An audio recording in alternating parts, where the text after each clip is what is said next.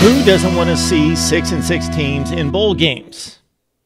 If you're one of those people that don't want to see average, mediocre teams in bowl games, I would advise you, as I have in the past, to not watch the games, turn the TV off, or you could check out what Vanderbilt and Baylor put on the field at the Texas Bowl on Thursday night. That was entertainment. And for a guy that doesn't love a zillion points and a zillion yards and a bunch of awful attempts at tackling most of the time, I really enjoyed this football game. And Baylor survived Vanderbilt. They got one more big play than Vanderbilt did in a night of big plays in which there were more yards in this game than all but 3 bowl games in the history of postseason play.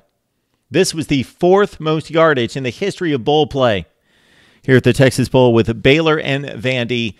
And again, the Bears win at 45-38 with a late touchdown. All right, let's take it from the top. Kari Blasingame goes 65 yards with a screen pass on the 3rd play of the game. Vandy gets the ball to start the game. They get shut down by 2 plays by Baylor and then a 65-yard screen play. And that pretty much told us what we wanted to see and would see the rest of the night. The Baylor defense actually, if you took like 85 to 90% of the plays in the first half and reviewed them, you would say the Baylor defense won 85% of the time. But when they gave up a play, they gave up a play, and they gave up that one, 65 yards, 7-0. Blasingame caught 3 passes for 85 yards on the night. You're going to see eye-popping stats all over the place. Jalen Hurd was on the sidelines for Baylor, their best receiver from the slot, their best receiver overall. Of course, the story with him was he was a Butch Jones recruit who was a star running back at Tennessee in the same backfield with Alvin Kamara. Transferred to Baylor, became a wide receiver, transformed his body from the body of a bulky running back, not a slick scat back kind of back, but the type running back that could take the carries and the pounding in the SEC, and he completely transformed himself into a wide receiver, learned the position, and is a prime NFL prospect. He's nicked up and wouldn't be able to play anyway, nursing his knee, was on the sideline, and they spoke with him a number of times during the game about his preparation for the Senior Bowl and the NFL Draft. Jalen Hurd, an interesting story, going from Tennessee to Baylor, putting in one good season for Matt Rule, and it possibly and most likely paying off for him. The Baylor secondary, actually most of the game, played well against tight coverage, provided tight coverage against the Vandy receivers. Kyle Shermer, most of the night, was just that good. He was 18 for 37, so obviously the Baylor defense played pretty well in holding him under 50% passing, but he did hit them for big plays. The kicking game was also a big factor in this game for Baylor. Their kicker's awful. He then got hurt. They had to have another kicker come in for the final extra point. Might be the final 2 extra points, but they missed a 25-yard field goal at one point. They just had no confidence in the kicking game, and it probably, in the long run, benefited them because it allowed them to be more aggressive in the red zone and go for big plays, go for the 7s and not the 3s, and it paid off. All right, so we had a 7-0 Vandy lead. Baylor kicked a field goal on the next drive. You had Baylor's John Lovett on a 4th and 1. Again, they disdained the field goal, went for it on 4th and 1 in the red zone. He went for the touchdown, 10-7 Baylor. Keyshawn Vaughn, the transfer from Illinois to Vanderbilt, had himself a night. He only touched the ball out of the backfield 13 times. But the first time, he went for 68 yards in the touchdown. Explosive, strong kid who may want to consider entering the NFL draft himself. So he takes it 68 yards, 14-0 Vandy, or 14-10 Vandy at that point. Then he went for 69 yards and the touchdown to put Vandy up 21-17 at that point. That was the score at the half. Brewer threw a bomb to Tyquan Thornton, and he made it down to the Vandy 9-yard line, but they missed a 25-yard field goal. So, again, this hurt Baylor in the short term, But I think long-term, it really made it obvious to the offense and the offensive play calling and the players on the field. They knew what the situation was, that, hey, we've got 4 downs. We're going for it. So they do miss the field goal after the beautifully thrown ball from Brewer to Thornton for a big gain down to the Vandy 9. They can't convert in. It's 21-17 Vandy at half. And we were just getting started. Baylor's first series, Denzel Mims had a good night on the stat sheet, 6 catches for 95 yards, but he had a couple key drops, and one in particular that I'll get to in just a second almost cost Baylor the game. 6 catches for 95 yards, very talented receiver. He caught some more big plays on the next drive to start the third quarter. Jamichael Hasty had some big carries. He finished with 8 carries for 58 yards. Treston Ebner, I believe he's just a freshman. This kid is spectacular. He had a 35-yard touchdown run in which he broke 4 tackles, and Baylor led at 24-21. So the teams just kept going back and forth. But there were enough good defensive plays to keep me interested that the defenses were at least trying, especially on the Baylor side. The Baylor coverage in the secondary was actually good most of the time. Charlie Brewer became just the 3rd quarterback in Baylor history to throw for 300 yards in a game and also run for 100, joining Seth Russell and RG3. Could have guessed RG3. And Charlie Brewer is not a speedster, but he took advantage of the opportunities given him, and one from his own 4-yard line went for 40 yards. And then later in the drive, again, because of the kicking woes and because the kicker was so bad, then he got hurt. 4th and 13 play. Baylor went for it, 4th and 13. And Brewer hit Mims for 15 yards down to the 15-yard line. And then Ebner scored. Wish I could remember his last name for sure, if it's Ebner or Ebner. But Treston, Ebner, Treaston. Got to get it straight for next season for sure, because this kid's electric. I like him.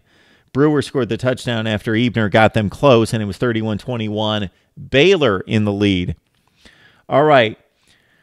Kyle Shermer has taken over the record book at Vandy from, of course, Mr. Cutler, Jay Cutler. Shermer was very close in a few categories. He took those over tonight. He also already had led in touchdown passes.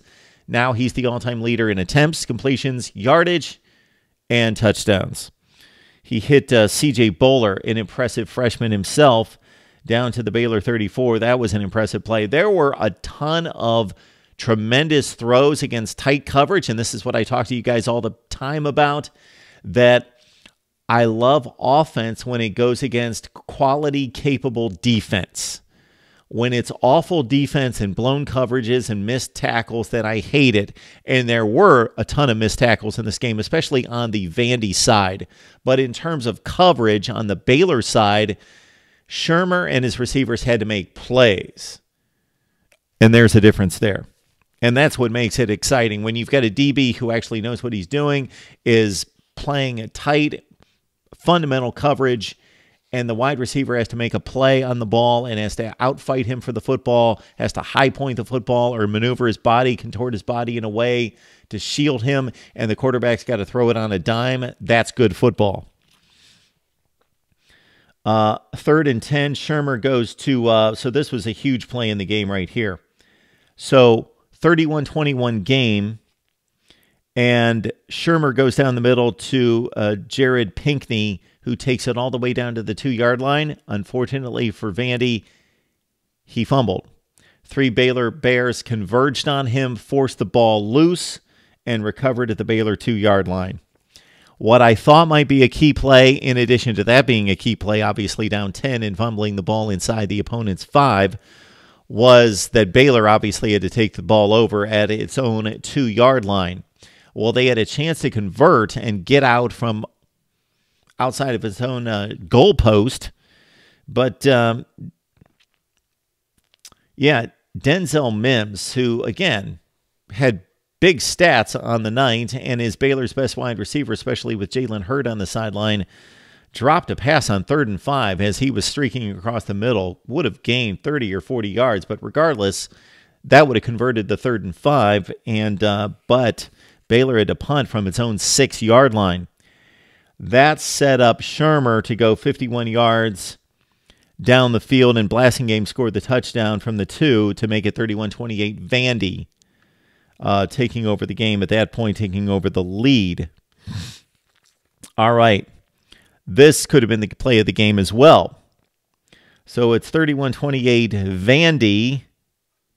That's a mistake there. 31-28 Baylor. 31-28 Baylor. Baylor driving again. And so Brewer hangs it up in the end zone for Mims.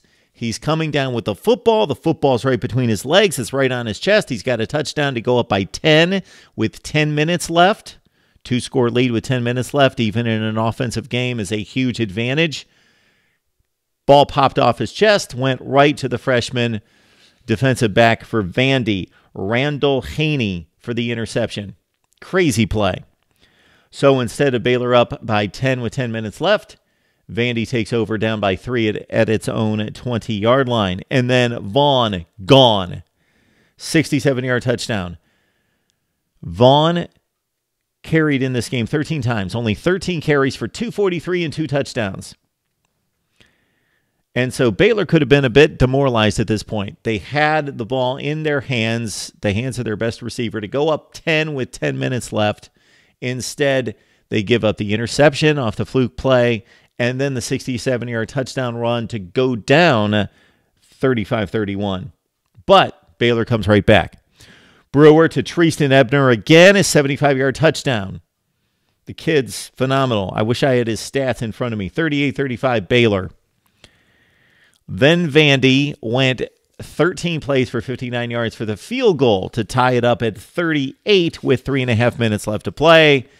And then Vandy should be ashamed of itself and can't watch the film with their defensive coordinator or head coach Derek Mason, who prides himself in defense, because the game-winning points were shouldn't have happened, because the wide receiver, the tight end, Marcus Jones, could have been tackled about 18 different times. He went 52 yards for a touchdown, and Baylor went up 45-38. Vandy had its chance. They still had about 2 minutes left on the clock, but the drive stalled. There was one particular play where 2 Baylor defenders ran into each other. They could have picked off the pass to end the game, but they ran into each other trying to intercept the ball. But on 4th and 5, Kyle Shermer was not in sync and miscommunicated with his receiver, who broke off the curl route and was squaring up for the football, while Shermer thought he was breaking to the outside and threw the ball high and wide. 4th and 5, game over. Baylor, after going 1-11 in Matt Rule's first season, finishes off at 7-6. Derek Mason has lost another bowl game. His best effort thus far has been 6-7, much like the season a couple years ago, in which they were blasted by North Carolina State in postseason play and finished at 6-7. Baylor in 2019 has another deplorable, horrible, awful, shameful schedule. Baylor, yes, I looked at future schedules, and you've got Ole Miss and BYU coming up. I'm only somewhat excited about those games. Next season, this is an embarrassment. Do you know that Baylor has not played a top 25 team out of conference since the mid-90s?